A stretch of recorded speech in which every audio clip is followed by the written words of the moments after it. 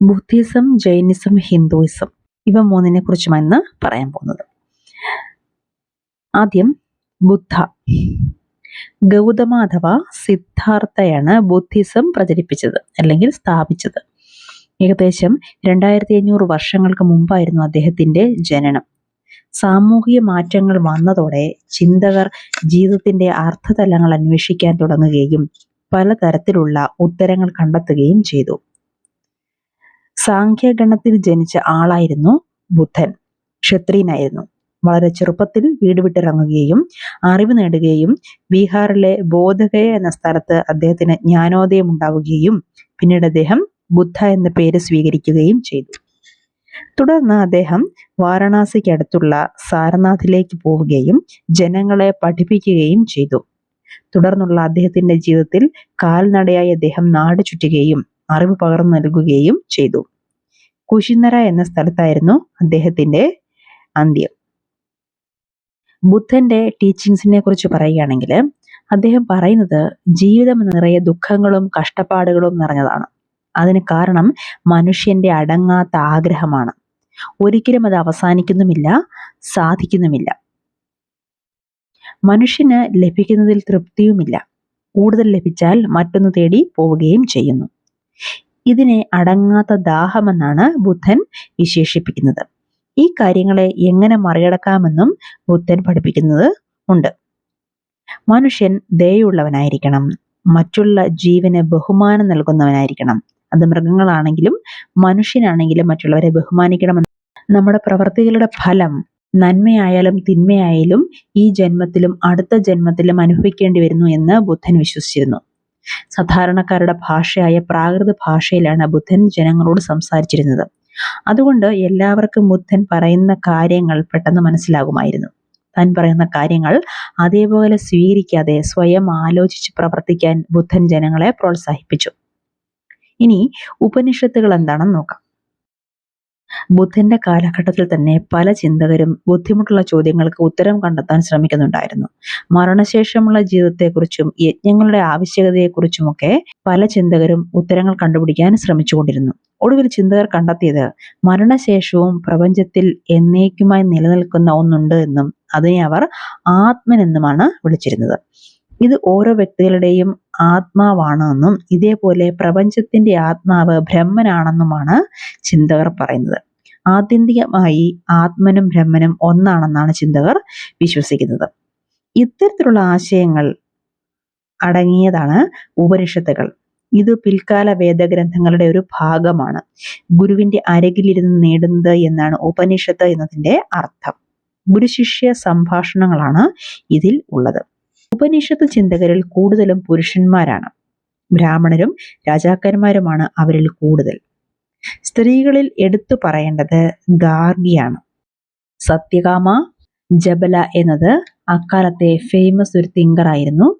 ജബാലി എന്ന അടിമ സ്ത്രീയുടെ മകനായിരുന്നു അദ്ദേഹം. ഗൗതമ എന്ന ബ്രാഹ്മണ അധ്യാപകന്റെ കീഴിലാണ് അദ്ദേഹം അറിവ് നേടിയത്. ഉപനിഷത്തിലെ ആശയങ്ങൾ പിന്നീട് വികസിച്ചത് ശങ്കരാചാര്യരുടെ കീഴിലായിരുന്നു. ഇന്ത്യൻ ഫിലോസഫിയിലെ 6 സ്കൂളുകളെ കുറിച്ച് പ്രതിപാദിക്കുന്നുണ്ട്. ഈ 6 സിസ്റ്റം ഓഫ് ഫിലോസഫി എന്താണെന്നാൽ 1 വൈശേഷിക, 2 ന്യായ, 3 സാഖ്യ, 4 യോഗ, 5 പൂർവമീമാംസ, 6 വേദാന്തം അഥവാ ഉത്തരമീമാംസ. ഇതില് വൈശേഷികയുടെ ഉപജ്ഞാതാവ് കോനഡയാണ്. ന്യായയുടേത് ഗൗതമയും, സാഖ്യശാസ്ത്രത്തിൻ്റെത് കപിലയും, യോഗയുടേത് പതഞ്ജലിയും, പൂർവമീമാംസയുടേത് ജൈമിനിയും, വേദാന്തം അഥവാ ഉത്തരമീമാംസയുടേത് വ്യാസനുമാണ് ഉപജ്ഞാതാക്കൾ. ജർമ്മനിയിൽ ജനിച്ച ബ്രിട്ടീഷ് ഇൻഡോളജിസ്റ്റായ ഫ്രെഡറിക് മാക്സ് മുള്ളർ പറയുന്നത് തലമുറകളായി വന്ന ഓരോ ചിന്തകരുടെയും ആശയങ്ങളെ ക്രോഡീകരിച്ചതാണ് ഈ 6 ഫിലോസഫിക്കൽ സിസ്റ്റം എന്നാണ്. പാണിനി ഗ്രമേറിയൻ അഥവാ വ്യാകരണ രചയിതാവാണ്. അദ്ദേഹം സംസ്കൃത ഭാഷയ്ക്ക് വ്യാകരണം രചിച്ചു. സ്വരാക്ഷരങ്ങളെയും വ്യഞ്ജനാക്ഷരങ്ങളെയും ക്രമത്തിലാക്കി. ഓൾജിബ്ര അഥവാ ബീജഗണിതത്തിൽ ഫോർമുലകൾ കണ്ടെത്തിയതുപോലെ ഭാഷയുടെ നിയമങ്ങളെയും ചെറിയ ഫോർമുലയായിട്ട് അവതരിപ്പിക്കാൻ അദ്ദേഹം ശ്രമിച്ചു. ഇനി ജൈനസത്തെക്കുറിച്ച് പറയുകയാണെങ്കിൽ അവസാനത്തെയും 24-മത്തെയും ജൈന തീർത്ഥങ്കരനായിരുന്നു മഹാവീരൻ. ഏകദേശം 2500 വർഷങ്ങൾക്ക് മുമ്പാണ് അദ്ദേഹം ജൈനിസം പ്രചരിപ്പിച്ചത്. വജ്ജി സംഖ്യയിലെ ഒരു ഗ്രൂപ്പായ ലിച്ചാവിയിലെ ക്ഷത്രിയ രാജകുമാരനായിരുന്നു വർദ്ധമാന മഹാവീരൻ. 30-ാം വയസ്സിൽ വീട് വിട്ടിറങ്ങിയ 12 വർഷത്തെ ഏകാന്ത ജീവിതത്തിന് ശേഷം അദ്ദേഹത്തിന് ജ്ഞാനോദയം ലഭിക്കുകയും ചെയ്തു. സത്യം തിരിച്ചറിയുന്നതിനായി സ്ത്രീകളും പുരുഷന്മാരും വീട് വിട്ടിറങ്ങണമെന്നും അഹിംസയുടെ നിയമങ്ങൾ കർശനമായി പാലിക്കണമെന്നും അദ്ദേഹം പറഞ്ഞു.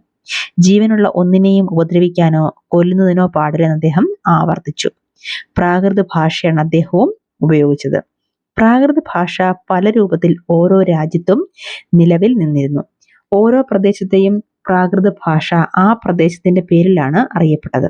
അതായത് മഗധയിൽ സംസാരിക്കുന്ന പ്രാകൃത മഗധി എന്നാണ് അറിയപ്പെട്ടത്. മഹാവീരന്റെ പിൻഗാമികളെ ജൈനർ എന്നാണ് വിളിച്ചിരുന്നത്. ഭിക്ഷയച്ചായിരുന്നു അവർ ഭക്ഷണം കണ്ടെത്തിയിരുന്നത്. സാധാരണ ജീവിതമായിരുന്നു നയിച്ചിരുന്നത്.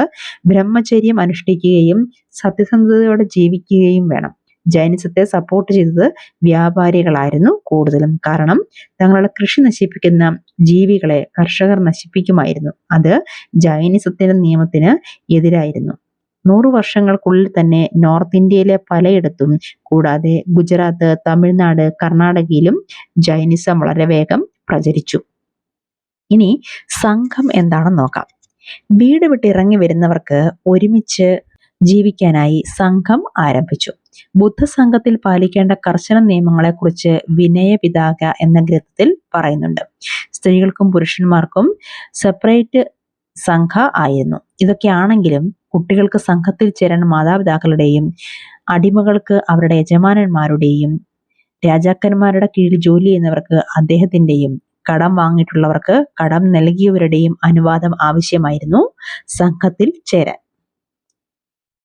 ഇനി മൊണാസ്ട്രീസ് എന്താണെന്ന് നോക്കിയാല് ബുദ്ധജൈന ഭിക്ഷുക്കൾക്ക് സ്ഥിരതാമസത്തിനായി ഒരുക്കിയ ഷെൽട്ടേഴ്സ് ആണ് മൊണാസ്ട്രീസ് അഥവാ വിഹാരാസ്. പിന്നീട് ധനികരും രാജാക്കന്മാരും മറ്റും മൊണാസ്ട്രീസുകൾ പണിത് പാരിതോഷികമായി അവർക്ക് നൽകുകയുണ്ടായി. അടുത്തത് ആശ്രമ സിസ്റ്റമാണ്. ജൈനിസവും ബുദ്ധിസവും പ്രചാരത്തിലേക്ക് എത്തിയപ്പോൾ ബ്രാഹ്മണർ വികസിപ്പിച്ചെടുത്തതാണ് ആശ്രമങ്ങൾ എന്നുള്ളത്. ആശ്രമങ്ങൾ 4 എണ്ണമാണ്. 1 ബ്രഹ്മചര്യ, 2 ഗൃഹസ്ഥ, 3 വാനപ്രസ്ഥ, 4 സന്യാസ. ബ്രഹ്മചര്യ എന്നത് ചെറുപ്പത്തില് ബ്രാഹ്മണർ, ക്ഷത്രിയർ, വൈശ്യർ തുടങ്ങിയവർ സാധാരണ ജീവിതം നയിക്കുകയും വേദങ്ങൾ പഠിക്കുകയും ചെയ്യുന്ന ഒരു കാലഘട്ടത്തിനെയാണ് ബ്രഹ്മചര്യ കാലഘട്ടം എന്ന് പറയുന്നത്. വൈവാഹിക ജീവിതവും ഗൃഹഭരണവുമാണ് ഗൃഹസ്ഥാശ്രമം എന്നതുകൊണ്ട് ഉദ്ദേശിക്കുന്നത്.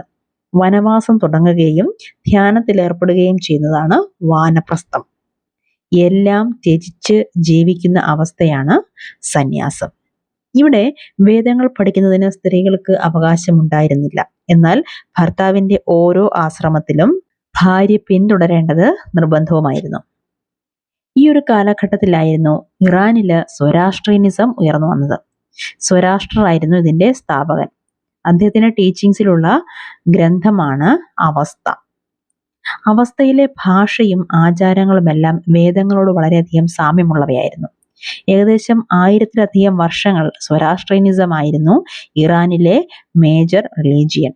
പിന്നീട് ചില സ്വരാഷ്ട്രീയൻസ് ഇറാനിൽ നിന്നും പലായനം ചെയ്ത് ഗുജറാത്തിന്റെയും മഹാരാഷ്ട്രയുടെയും കോസ്റ്റൽ ടൗൺസിൽ എത്തി സ്ഥിരതാമസമാക്കി.